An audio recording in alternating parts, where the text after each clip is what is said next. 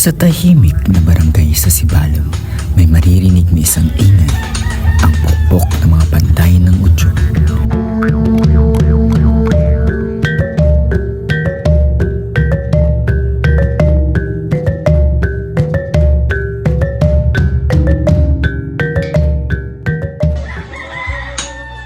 Sa bawat pagpukpok, sa bawat pagliyab ng apoy, isinisilang ang isang sining na kasing tanda ng kasaysayan ng tao.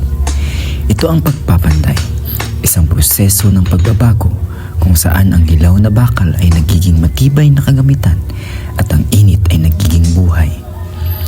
Siya ang tagapagmana ng isang sinaunang kaalaman, ang tagapaglikha ng mga bagay na nagpapatakbo sa ating mundo. Ang kanyang pandayan ay hindi lamang isang lugar ng trabaho, kundi isang santuaryo ng tradisyon at tiyaga. Kugali si Arnold de la Rosa, 47. Pero kanin ba ka na katuig nag Isip ko 20 naman.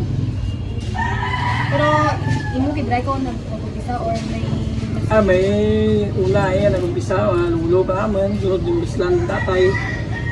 Malamo sa tatay, di ka manday. Di kami pitbilos pero may mga ito ikaw nga nag Yaw naman. Tatlo kami ogo. Sila yung tala yung ay kinautot para utod niya, tapos tiyakon mo tala. Ako na una sa kadya ay dalawa bali apat tala. Tapos pag ipuntang mo dyan ay mag-aaral mo tala. Tapos ipumahin mo tala. Amo na una mo.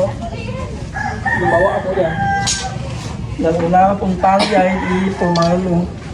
Na pagkatapos punta, ka din mo pag nangapaapag yung bumutot tala. Tapos pagka nasa sipagin sa pinga. Alam mo na pagkatapos na. Tapos na mo may nalagya. Dapat ko nyo ka na, wala ka mga umutot. Antong kaina. Tapos pagkatapos ng baita na dyan, sarapin nga nagpalo o mupita tana mga ipulmahin na pida. Tapos ang sarato ang mga tana masalama ka dyan. Laydayin na lamang.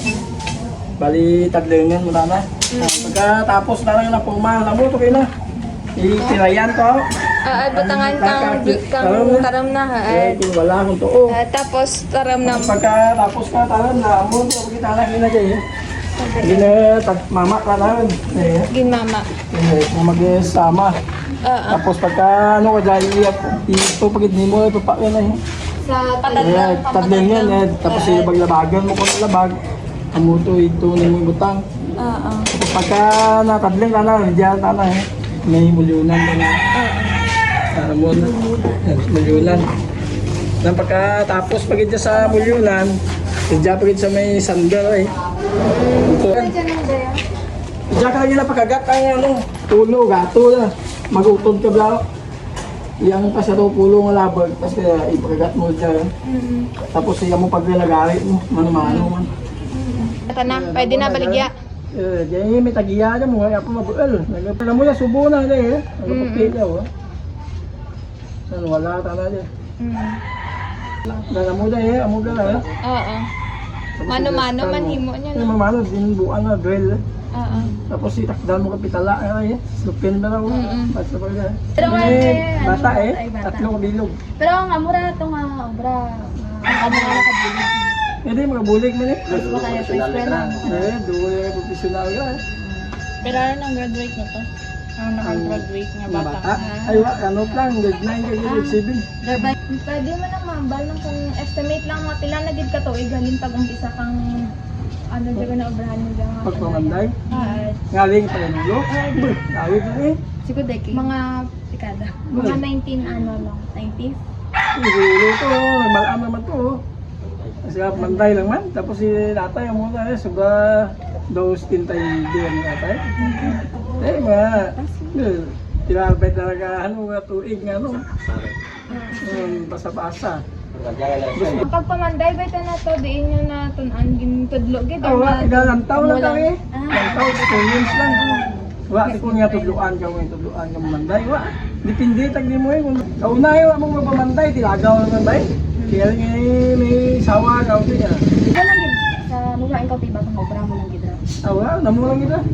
pamanday lang. Nakita natin kung paano ang simpleng piraso ng bakal ay naging sining at makabuluhang kasangkapan. Sila ang nagtataguyod ng sining na may katapatan, nagpapatunay na ang tunay na halaga ay hindi makikita sa bilis ng produksyon, kundi sa kalidad at kaluluwa ng gawa.